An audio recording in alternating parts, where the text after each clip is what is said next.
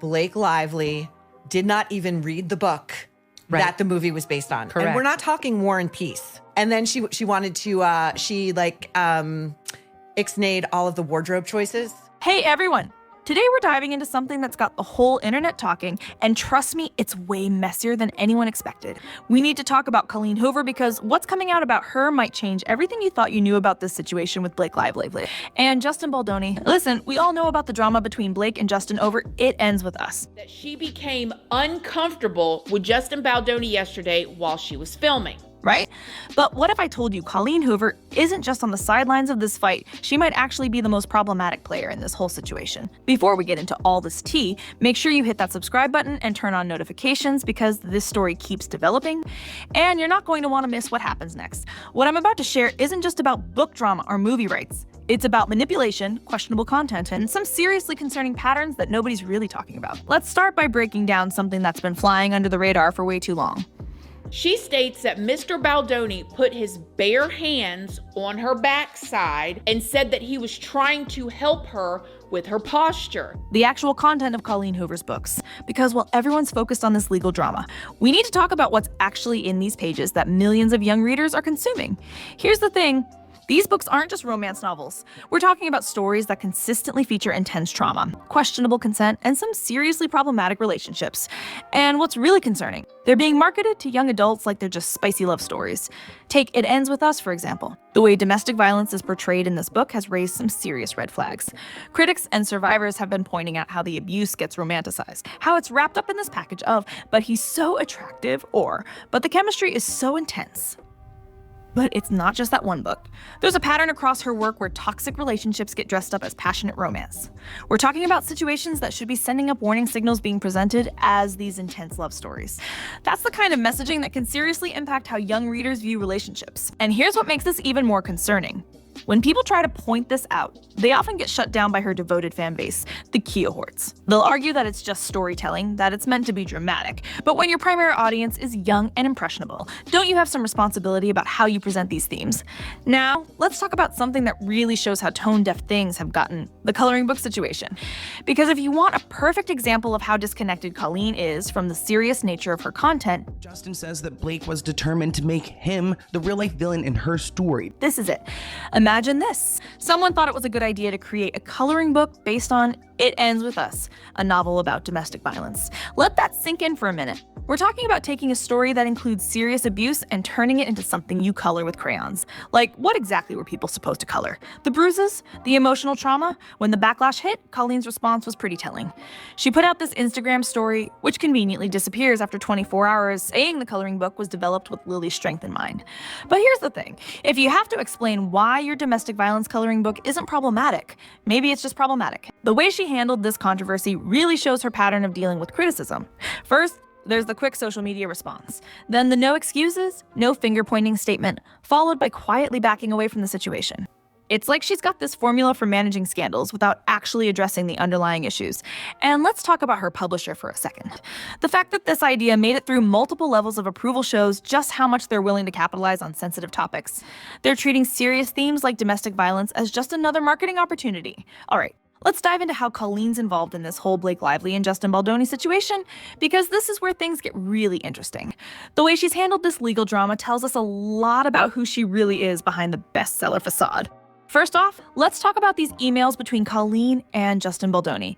According to the lawsuit documents, Colleen was actually the one who suggested Justin play Ryle, but now, she's out here at book conventions telling a completely different story. Because she wasn't doing well on the promo tour for the movie. It was very tone deaf. Her hair care line wasn't doing well. She was trying to sell booze while talking about domestic violence. She's claiming Justin was the one who pushed forward the role, completely contradicting her own emails. And the timing of her switching sides is super suspicious. When everything was going smoothly, she was all about Team Justin. But the moment Blake Lively entered the picture with her allegations, Colleen didn't just switch sides, she completely rewrote history. She posted this super supportive message about Blake, saying she's been nothing but honest, kind, supportive, and patient since day one. But here's what's really wild. There's this morality clause in the contract that nobody's talking about. Basically, if someone gets accused of something serious like harassment, Colleen could potentially get the rights back. And wouldn't you know it, right before all this drama started, there were rumors about Ryan Reynolds trying to buy out Justin's rights to the project. The way she's playing both sides of the situation is masterful, but not in a good way. She's positioning herself as this innocent bystander when really, she might be one of the key players in this whole drama. It's giving very much "I'm just standing here" energy while actually orchestrating things behind the scenes. Now we need to talk about something really serious. The allegations involving Colleen's son and how she handled that situation. Because this isn't just about books anymore. This shows a pattern of how she deals with serious issues. Back in February 2022, someone came forward with allegations about Colleen's son, Levi. The person claimed they were 16 when Levi, who was 21 at the time, allegedly asked them for inappropriate photos. Now, that's serious enough on its own, but it's how Colleen handled it that's really concerning. Instead of addressing this properly, Colleen's response was to block the person who came forward. I defend Justin Baldoni in this lawsuit with Blake Lively because I think she's horrible and she's made up this whole thing because she tried to steal his movie. Then, months later, she posts this explanation in a private Facebook group for her superfans. She tried to downplay the whole thing, saying they were just online friends and that her son just something that made someone uncomfortable. But here's what's really problematic. She's positioning herself as this advocate for survivors in her books, right? Yet when someone comes to her with serious allegations about her own family member, her first instinct is to protect her brand rather than address the issue properly. The way she handled the situation raises some serious questions about her priorities. She's writing these books about trauma and abuse, making millions off these sensitive topics, but when it comes to real-world situations that require actual accountability, she's quick to minimize and deflect. And let's talk about how she used her private Facebook group to address this. Why not make a public statement? Why handle something this serious in a closed fan group where everyone's already on your side? That's the kind of strategic move that shows she's more concerned about controlling the narrative than addressing the actual issues. Let's talk about something that's becoming a huge issue: how Colleen's books are being marketed. Because there's this massive disconnect between the content of her books and how they're being presented to readers. These books are consistently being pushed as romance novels, right? They're showing up in TikTok videos with cute aesthetic covers, being recommended as spicy love stories. But what we're actually dealing with is heavy content about trauma, abuse, and some seriously questionable relationships. It's like selling horror movies as romantic comedies. It's not just misleading, it's potentially harmful. The way her publishing team markets these books is particularly concerning. They're using these cutesy pastel covers, romantic taglines, and targeting young readers through social media. But he is the most overly feminized man I've had to endure in recent history. But inside those pretty covers, we're talking about stories that include detailed descriptions of abuse, dubious consent situations, and what some critics are calling trauma porn. And let's talk about how the cohorts, her dedicated fan base, play into this. These young readers are out here making aesthetic TikToks about seriously traumatic scenes, turning triggering moments into trendy content. That's not just concerning, it's showing how this marketing strategy is normalizing some really problematic themes. The bookstore placement is another huge issue. These books are often shelved in the young adult or new adult sections, right next to typical romance novels. There's rarely any content warnings, no heads up about the heavy themes inside. It's like they're deliberately downplaying the serious nature of these stories to boost sales. Even the movie adaptations marketing is following the same pattern. They're selling it as this epic love story when really, it's a story about surviving domestic violence. That kind of misleading marketing doesn't just do a disservice to readers, it can be genuinely triggering for people who aren't prepared for the content. Let's dive into Colleen's social media presence because her online strategy tells us a lot about how she manages her image.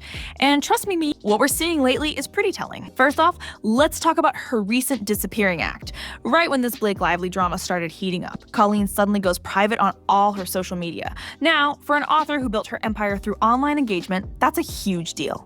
It's like a social media influencer suddenly deciding to communicate by carrier pigeon. But here's what's really interesting. Before she went dark, she had this very specific way of handling criticism. When she filed her complaint, not under the influence of drugs, not under the influence of alcohol, but of the influence of proximity to Taylor Swift. Whenever someone would point out problems in her books, she'd either ignore it completely or respond with this kind of, that's just storytelling defense. It's like she created this bubble where valid criticism couldn't touch her. The way she uses her fan base as a shield is pretty strategic too. The cohorts are known for aggressively defending her, often shutting down any criticism before it can gain traction.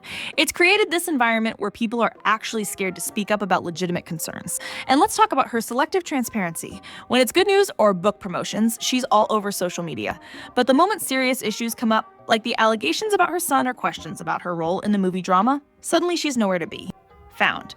That's not just convenient timing, that's calculated silence. Even her statements about the movie situation were carefully crafted to maintain plausible deniability. She'd post these vague supportive messages about Blake while never directly addressing the actual allegations. It's like watching someone play chess while pretending they're just moving random pieces around. Let's talk about how all this is affecting the publishing industry, because Colleen's influence goes way beyond just her own books at this point. She's literally changing how publishers approach content and marketing. Think about it. Her success has created this blueprint that other publishers are trying to follow. They're looking for books with intense trauma, wrapping them in pretty covers, and marketing them as romance. It's like she's accidentally created this whole new genre, trauma disguised as love stories. The way the industry handles trigger warnings has become a huge issue too. Because Colleen's books became bestsellers without clear content warnings, other publishers are following suit. Justin says the war between himself and Blake really started in May 2023 when they started shooting the movie. He claims that she was organizing a takeover strategy. They're worried that being upfront about heavy themes might hurt sales. But at what cost? We're talking about potentially traumatizing readers who aren't prepared for what's inside. What's really concerning is how this is affecting young writers. New authors are being encouraged to include more shocking content, more trauma, more controversial themes, not because it's seen as a path to success. It's creating this race to the bottom where the most triggering content gets the most attention. The movie industry is watching all this too. The success of It Ends With Us has studios looking for similar content stories that can be marketed as romance while actually being about much darker themes. It's creating this weird situation where serious topics are being packaged as entertainment. And let's talk about how this affects book retailers. They're stuck in this awkward position of trying to figure out where to place these books. Do they go in romance? Contemporary fiction? Should there be warning labels? The lack of clear guidelines is creating confusion across the entire industry. Let's dive into something bigger here. What this whole situation tells us about responsibility in creative industries. Because this isn't just about Colleen Hoover anymore. It's about how we handle sensitive topics in entertainment. The way Colleen's books handle trauma has created this ripple effect across media. Young readers are being exposed to serious themes without proper context or warning.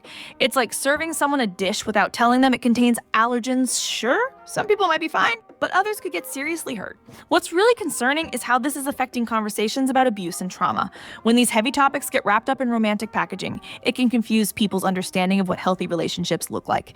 Young readers might start normalizing red flags because they've seen them portrayed as passionate love. So they filmed May to June, then shut down for the strike, and then they were down until January. But I think that the strike lifted in November, but then she had all these return to work. The financial success of these books is sending a dangerous message to the industry too. It's telling publishers that they don't need to be responsible with sensitive content as long as it sells. That's the kind of thinking that prioritizes profit over reader well-being. And let's talk about authenticity in storytelling. Colleen often defends her work by saying she's drawing from personal experiences with domestic violence in her family. But there's a difference between sharing your story and potentially glamorizing traumatic experiences for entertainment. The way she's handled criticism about these issues shows a larger problem in the industry. This idea that commercial success somehow validates problematic content. Just because something sells millions of copies doesn't mean it's handling sensitive topics responsibly. Listen, we need to wrap this up by talking about what all this means and where things might be heading. Because this situation with Colleen Hoover isn't just going to disappear, it's actually forcing us to ask some really important questions about responsibility in entertainment. Think about it. We're at this crucial turning point where we need to decide how we handle sensitive content in popular media. It's not enough to just say it's just fiction anymore, especially when your main audience is young and impressionable. The impact these stories have is real, and we're seeing the effects play out in real time. The way Colleen's handled this whole situation, from the book controversies to the movie drama to the personal allegations, shows us exactly what happens when commercial success takes priority over ethical responsibility. And now, with her going silent on social media and backing Blake Lively in this lawsuit, we're seeing how quickly someone can switch narratives when it benefits them. Before we wrap this up, I want to hear your thoughts on this. Drop a comment below about where you think the line should be drawn. Should authors have more responsibility when writing about sensitive topics? Should publishers be required to include proper trigger warnings?